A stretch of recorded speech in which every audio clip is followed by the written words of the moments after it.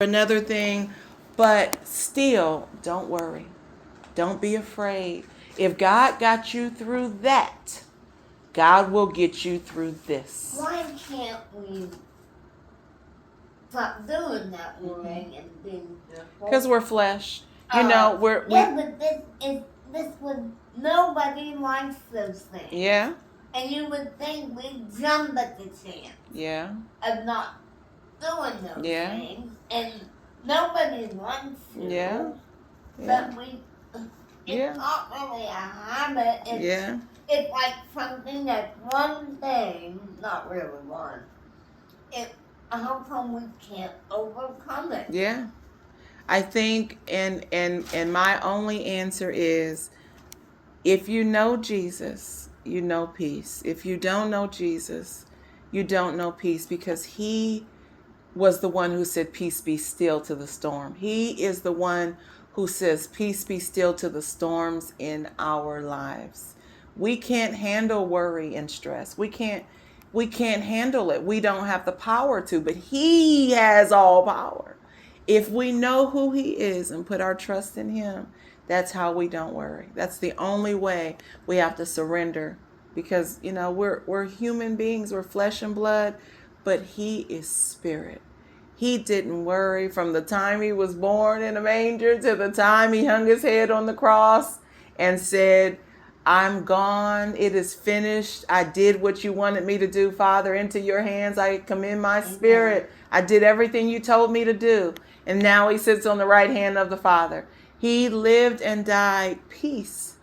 He didn't worry about who liked him, who hated him, even Judas, even the soldiers that hated him for no reason, that wanted to crucify him, that wanted to throw him in jail, that beat him and gambled for his clothes, and just the people who hated him. He still was peace. He still, Father, forgive them, on the cross. He still cared about people, no matter what he was put through.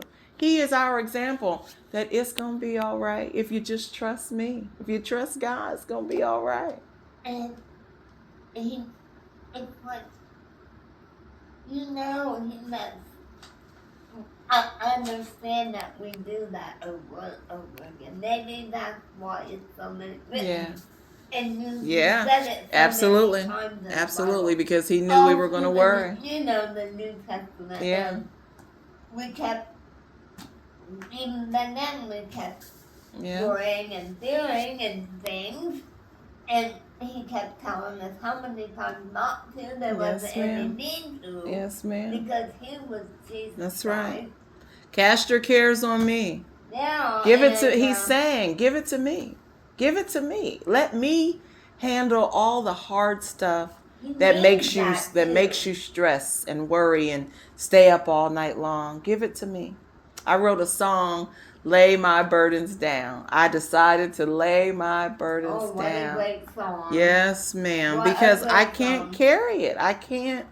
What can I do? The Bible says worrying won't put more hair on your head. What is worrying going to do besides stress you out, give you a heart attack or stroke, or, make you sick? I still suffer from migraines.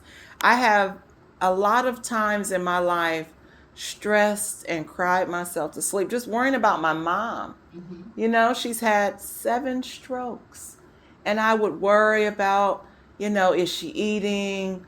And there were times that I would have nurses and aides come to help her at the house, and she wouldn't let them in, just being mean, didn't want to be bothered. And I would just worry. So I would have to go to her house and make sure she ate. And, I would just worry. And it increased my migraines. And I just said, Lord, I'm going to lay my burdens down, because I cannot fix it. I can't heal her. I can't make her open the door for the nurses and let them check her blood pressure. I can't. And I just decided to give that weight, give that burden, lay it at his feet, give it to God. Is that helping you? Absolutely. I don't stress and strain and worry like I used to. My mom's in a nursing home now, and she's unhappy. She didn't want to be there. And I do feel bad. I feel guilty, because I know she wants to be in a house. She said She was born in a house. She wants to die in a house. You know, nobody really wants to be in a nursing home if they can help it. And I get it, but she requires round the clock care, 24-hour supervision. Like, you know, she can't walk at all, you know. But don't you think knowing her the way you do, before she got sick, Yeah. she wouldn't want you to be feeling this way about it? She wouldn't want me to worry, but my mom is a different kind of person. She's mean and a little bit selfish. And she feels like, you know how I don't know if you see it on TV, but in like the Chinese culture, those kids live with their mom and dads, and it's like 10 people in the house.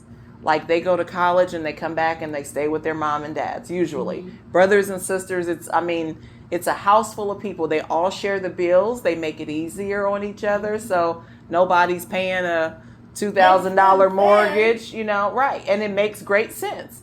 And so my mother has kind of adopted that philosophy where I want my children to take care of me. She wants to be in the house with her children. And it makes great sense, but I cannot, work out. right, I cannot physically, you know. I did take care. I was her caregiver. I lived with my mom. She lived with me at one time, you know, but today I don't even have the money to purchase the hoist machines to kind of get her from the bed to the chair, you know. It's just not possible right now. You would if you could. I would if I could. God knows my heart. He knows that that's how I know how expensive they are, because I looked at pricing them to see if I could get the machine to bring her home with me, you know. So God knows that I would if I could. But everything happens for a reason.